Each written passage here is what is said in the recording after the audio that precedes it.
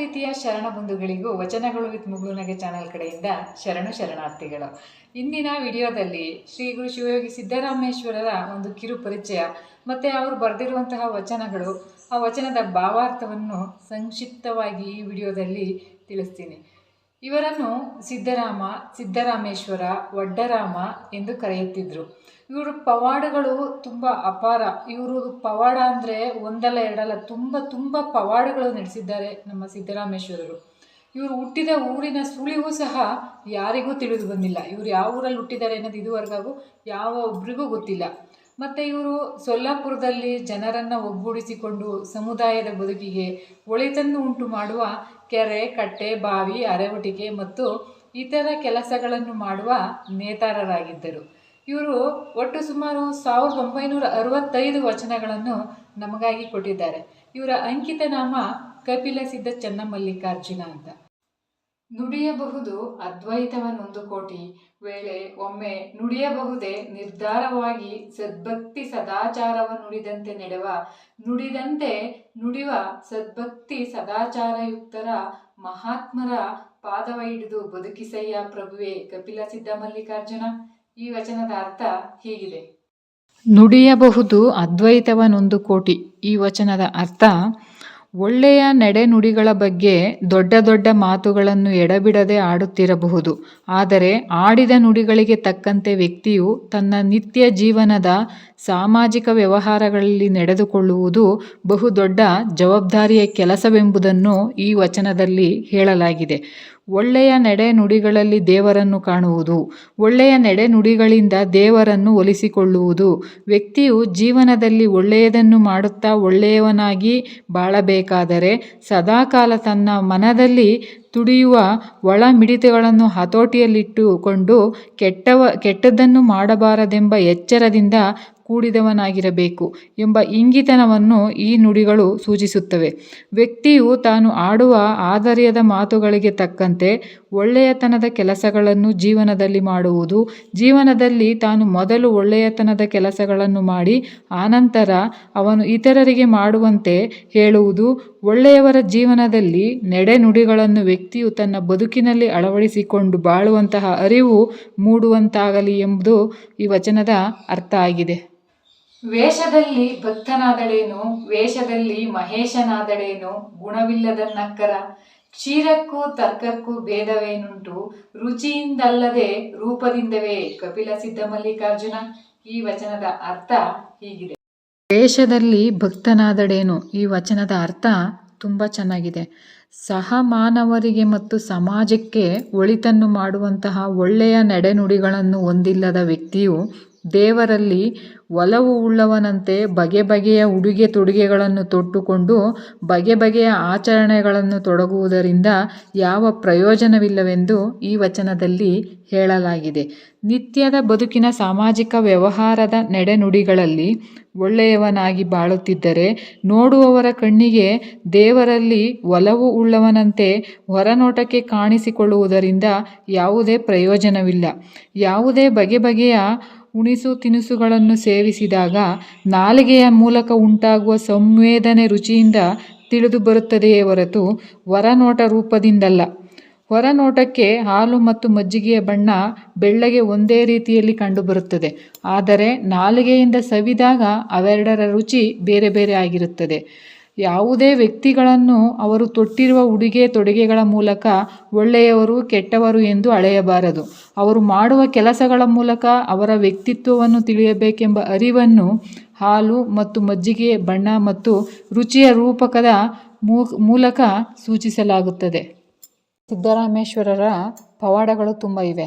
ಕೆಲವೊಂದು ಪವಾಡಗಳನ್ನು ವಿಡಿಯೋದ ಕೊನೆಯಲ್ಲಿ ಹೇಳ್ತೀನಿ, ಪೂರ್ತಿ ವಿಡಿಯೋ ನೋಡಿ. ನಡೆನುಡಿಗಳೊಂದಾದವರಿಗೆ ಕಂಡಯ್ಯ, ನುಡಿಯೇ ಬ್ರಹ್ಮವಾದರ ನೀನೊಲ್ಲೆಯಯ್ಯ, ಮೃಡನೆ ಕಪಿಲ ಸಿದ್ಧ ಮಲ್ಲಿಕಾರ್ಜುನ ಲಿಂಗ, ನುಡಿಯೇ ಬ್ರಹ್ಮಂಗಳಿಂದಪ್ಪುದೇನೋ. ಈ ವಚನದ ಅರ್ಥ ಹೀಗಿದೆ: ಒಲಿವೆ ಕಂಡಯ್ಯ. ಈ ವಚನದ ಅರ್ಥ ತುಂಬ ಅದ್ಭುತವಾಗಿದೆ. ಪೂರ್ತಿ ಈ ಅರ್ಥನ ಕೇಳಿ ಅರ್ಥೈಸಿಕೊಳ್ಳಿ. ಸ್ವಲ್ಪವಾದರೂ ಸಹ ನಾವು ನಮ್ಮ ಜೀವನದಲ್ಲಿ ಅಳವಡಿಸಿಕೊಳ್ಳೋಣ ಎಂದು ಹೇಳುತ್ತಾ, ಈ ವಚನದ ಅರ್ಥ: ವಾದದಲ್ಲಿ ಎದುರಾಳಿಗಳನ್ನು ಸೋಲಿಸಲೆಂದೇ ತರ್ಕ ವಿತರ್ಕವನ್ನು ಒಡ್ಡುವ ಕುಶಲತೆಯ ಮಾತುಗಳಿಂದಾಗಲಿ ಇಲ್ಲವೇ ಕೇಳುಗರ ಮನಸೆಳೆಯುವ ಮನಗೆಲ್ಲುವ ಮೋಡಿಯ ಮಾತುಗಳಿಂದಾಗಲಿ ಯಾವ ಪ್ರಯೋಜನವೂ ಇಲ್ಲ. ಜೀವನದಲ್ಲಿ ಕೇವಲ ಮಾತಿನ ಜಾಣ್ಮೆಯನ್ನು ಮೆರೆಯುವುದರ ಬದಲು ವ್ಯಕ್ತಿಯು ತಾನಾಡುವ ಮಾತುಗಳಿಗೆ ತಕ್ಕಂತೆ ಒಳ್ಳೆಯ ಕೆಲಸಗಳನ್ನು ಮಾಡಬೇಕೆಂಬುದು ಈ ವಚನದಲ್ಲಿ ಹೇಳಲಾಗಿದೆ. ಒಳ್ಳೆಯ ಕೆಲಸ ಎಂದರೇನು? ತನ್ನ ಏಳಿಗೆಗೆ ಮತ್ತು ನೆಮ್ಮದಿಗೆ ನೆರವಾಗುವಂತೆಯೇ ಸಹ ಮಾನವರಿಗೆ ಮತ್ತು ಸಮಾಜಕ್ಕೆ ಒಳಿತನ್ನು ಮಾಡುವಂತಹ ಕೆಲಸ ಜೀವನದಲ್ಲಿರುವ ಎಲ್ಲ ಬಗೆಯ ಜೀವರಾಶಿಗಳ ಹುಟ್ಟಿಗೆ ಕಾರಣವೇನೆಂದು ಜನಸಮುದಾಯವು ನಂಬಿರುವ ದೇವ ಓದು ಬರಹದಿಂದ ತಿಳುವಳಿಕೆ ಪಡೆದಿರುವ ದೇಹವನ್ನು ದಂಡಿಸಿ ಯಾವುದೇ ಒಂದು ಬಗೆಯ ದುಡಿಮೆಯನ್ನು ಮಾಡದೆ ಕೇವಲ ಮಾತಿನ ಚತುರತೆಯಿಂದಾಗಲಿ ಎಲ್ಲರನ್ನೂ ಮರುಳು ಮಾಡಿ ವಂಚಿಸುತ್ತಾ ತಮಗೆ ಬೇಕಾದುದನ್ನೆಲ್ಲ ಪಡೆದುಕೊಳ್ಳುವ ವ್ಯಕ್ತಿಗಳ ವಿದ್ಯೆಯ ಪಾಂಡಿತ್ಯದಿಂದ ಎದುರಾಳಿಗಳನ್ನು ಮಾತಿನ ಕುಶಲತೆಯಿಂದಲೇ ಸೋಲಿಸುವಂತಹ ಮಾತುಗಳ ಬಂಡವಾಳ ಮಾಡಿಕೊಂಡಿರುವವರು ಎಂಬ ತಿರುಳಿನಲ್ಲಿ ಬಳಕೆಯಾಗಿರುವ ಪದಕದಂತೆ ದೇವರು ಮೆಚ್ಚುವುದಿಲ್ಲ. 12ನೆಯ ಶತಮಾನದಲ್ಲಿದ್ದ ಶಿವಶರಣೆಯರು ಸಹ ಮಾನವರಿಗೆ ಮತ್ತು ಸಮಾಜಕ್ಕೆ ಒಳಿತನ್ನು ಮಾಡುವ ಕಾಯಕದಲ್ಲಿ ದೇವರನ್ನು ಕಾಣುತ್ತಿದ್ದರು. ಆದ್ದರಿಂದ ಕಾಯಕವಿಲ್ಲದೆ ಬರೀ ಮಾತಿನ ಜಾಣ್ಮೆಯಿಂದ ವಿದ್ಯೆಯ ಪಾಂಡಿತ್ಯವನ್ನು ಮೆರೆಯುವುದರಿಂದ ಸಹ ಮಾನವರಿಗಾಗಲಿ ಇಲ್ಲವೇ ಸಮಾಜಕ್ಕಾಗಲಿ ಒಳಿತಾಗುವುದಿಲ್ಲವೆಂದು ನಿಲುವನ್ನು ಹೊಂದಿದ್ದರು. ಸಿದ್ದರಾಮರ ಪವಾಡಗಳು. ಸೊನ್ನಲಿಗೆಯ ಜನ ಸಿದ್ದರಾಮರು ಪವಾಡ ಪುರುಷವೆಂದು ನಂಬುವುದರಲ್ಲೇ ಹೆಚ್ಚು ಖುಷಿಪಡುತ್ತಾರೆ. ಅವರ ದೃಷ್ಟಿಯಲ್ಲಿ ಸಿದ್ದರಾಮರು ದಿನರಾತ್ರಿ ಕೈಲಾಸಕ್ಕೆ ಹೋಗಿ ಬೆಳಗ್ಗೆ ಅಲ್ಲಿಂದಲೇ ಬರುವುದು ಎಂದು ಭಾವಿಸಿರುತ್ತಾರೆ. ಒಂದ್ಸಲ ಸಿದ್ಧಕುಟಿಲ ವಿದ್ಯಾಸಾಗರ ಸಿದ್ದರಾಮರ ಪವಾಡವನ್ನು ಕೇಳಿ ಬಂದು ಅವರನ್ನು ನೇರವಾಗಿ ಪರೀಕ್ಷಿಸುತ್ತಾರೆ. ಕುಟಿಲ ವಿದ್ಯಾಸಾಗರನ ಶಿಷ್ಯರು ಸಿದ್ದರಾಮನ ಶಿಷ್ಯರನ್ನು ಸಾಯಿಸಲು ಗುಗ್ಗರಿಗೆಯಲ್ಲಿ ಭಯಂಕರವಾದ ವಿಷವನ್ನು ಬೆರೆಸಿಟ್ಟಿರುವುದು ಸಿದ್ದರಾಮರಿಗೆ ಗೊತ್ತಾಗುತ್ತದೆ. ಭಯಂಕರವಾದ ವಿಷಮಿಶ್ರಿತ ಆಹಾರವನ್ನು ಮಲ್ಲಿಕಾರ್ಜುನನ ಕೃಪೆಯಿಂದ ಸಿದ್ದರಾಮೇಶ್ವರರು ಅಮೃತವನ್ನಾಗಿಸಿ ತನ್ನ ಶಿಷ್ಯರಿಗೆ ಅದನ್ನು ಉಣಬಡಿಸುತ್ತಾರೆ. ಮತ್ತು ಮತ್ತೊಮ್ಮೆ ಸಿದ್ದರಾಮೇಶ್ವರರು ಕೆಂಪಾದ ಕಾದ ಪಂಚಲೋಹದ ಗುಂಡನ್ನು ಬರೀ ಕೈಯಲ್ಲಿ ಹಿಡಿದು ತನ್ನ ಶಿಷ್ಯರಿಗೆ ತೋರಿಸುತ್ತಾರೆ. ಹೀಗೆ ಒಂದ್ಸಲ ಅಲ್ಲಮ ಪ್ರಭುಗಳು ಬಂದು ಸಿದ್ದರಾಮರ ಶಿಷ್ಯರ ಹತ್ತಿರ, ಎಲ್ಲಿ ನಿಮ್ಮ ಸಿದ್ದರಾಮ, ನಿಮ್ಮ ಒಡ್ಡರಾಮ ಎಲ್ಲಿ ಅಂತ ಕೇಳ್ತಾರೆ.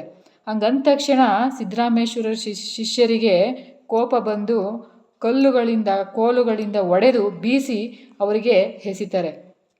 ಆಗ ತಕ್ಷಣ ಕಲ್ಲು ಕೋಲುಗಳೆಲ್ಲ ಹೂವು ಪತ್ರೆಗಳಾಗಿ ಅಲ್ಲಮ ಪ್ರಭುಗಳ ಪಾದದ ಬಳಿಯಲ್ಲಿ ಬೀಳ್ತವೆ. ಅದನ್ನು ನೋಡಿದ ಶಿಷ್ಯರು ಆಶ್ಚರ್ಯಚಕಿತರಾಗಿ, ಇವನನ್ನು ನಮ್ಮ ಕಡೆಯಿಂದ ಮಣಿಸಲು ಸಾಧ್ಯವಿಲ್ಲ, ನಮ್ಮ ಒಡೆಯಾದರೂ ಸರಿ ಅಂತ ಸಿದ್ದರಾಮರ ಬಳಿ ಹೋಗಿ ದೂರನ್ನು ಹೇಳ್ತಾರೆ. ಏನಂತ ದೂರ ಹೇಳ್ತಾರೆ ಅಂದರೆ, ಯಾವನೋ ಒಬ್ಬ ಸನ್ಯಾಸಿ ಮಾಯಾವಿ ಬಂದು ನಿಮ್ಮನ್ನು ಒಡ್ಡರಾಮ, ದಡ್ಡ, ಒಡ್ಡ, ಮೂರ್ಖ ಎಂದು ಅವಮಾನಿಸುತ್ತಿರುವನು ಅಂತ ದೂರ ಹೇಳ್ತಾರೆ. ಆಗ ಸಿದ್ದರಾಮರಿಗೆ ಎಲ್ಲಿಲ್ಲದ ಕೋಪ ಬಂದು, ಕೋಪದಲ್ಲಿ ಯಾರವನು, ಕೂಡಲೇ ಅವನನ್ನು ಧನುಚಾರಿಯೇ ಅಥವಾ ಕಾಮಾಚಾರಿಯೇ, ತೋರವನ ನಾಲಿಗೆಯನ್ನು ಬೇರು ಸಮೇತ ಕಿತ್ತು ಬಿಡುವೆನು ಎಂದು ದಾಪುಗಾಲು ಹಾಕುತ್ತಾ ಬಂದು ಅಲ್ಲಿ ಎದುರುಗಡೆ ನಿಂತು, ನೀನೇ ಏನು ನನ್ನ ದಡ್ಡ ಒಡ್ಡ ಎಂದಿದ್ದು ಎಂದಾಗ, ಹೌದು ನಾನೇ ಎಂದರು ಅಲ್ಲಮ ಪ್ರಭುಗಳು. ಇಬ್ಬರ ನಡುವೆ ವಾದ ವಿವಾದಗಳು ನಡೆದವು. ಕೊನೆಗೆ ಸಿದ್ದರಾಮರು ಶಿವನು ಕೊಟ್ಟ 3ನೆಯ ಕಣ್ಣನ್ನು ತೆರೆದರು. ಅಲ್ಲಿರುವ ಜನರು ಗಾಬರಿಗೊಂಡು ದಗದಗಿಸುತ್ತ ಉರಿಯಿಂದ ಇನ್ನೇನು ಇಡೀ ಸೊನ್ನಲಿಗೆಯೇ ಸುಡುವಂತಾಗಿತ್ತು. ಅಲ್ಲಮರ ಕಡೆ ದಗದಗಿಸುತ್ತ ಉರಿಯು ಅಲ್ಲಮ ಪ್ರಭುವಿನ ಪಾದದೊಳಗೆ ಐಕ್ಯವಾಯಿತು. ಸಿದ್ದರಾಮರಿಗೆ ತನ್ನ ತಪ್ಪಿನ ಅರಿವಾಗಿತ್ತು. ಪ್ರಭುವಿನ ಪಾದಕ್ಕೆ ಎರಗಿದರು. ಹೀಗೆ ಅನೇಕ ಪವಾಡಗಳು ನಡೆದಿವೆ. ಅಂದು ನಡೆದಿರುವ ಘಟನೆಗಳನ್ನು ಮತ್ತು ಅವರ ವಚನಗಳ ಜ್ಞಾನಗಳನ್ನು ನಮ್ಮ ಇಂದಿನ ಪೀಳಿಗೆಗೆ ತಲುಪಿಸಿದವರಿಗೆ ಕೋಟಿ ಧನ್ಯವಾದಗಳು. ಈ ವಿಡಿಯೋ ನೋಡಿದ ನಿಮಗೆಲ್ಲರಿಗೂ ಕೂಡ ಹೃದಯಪೂರ್ವಕ ಧನ್ಯವಾದಗಳು.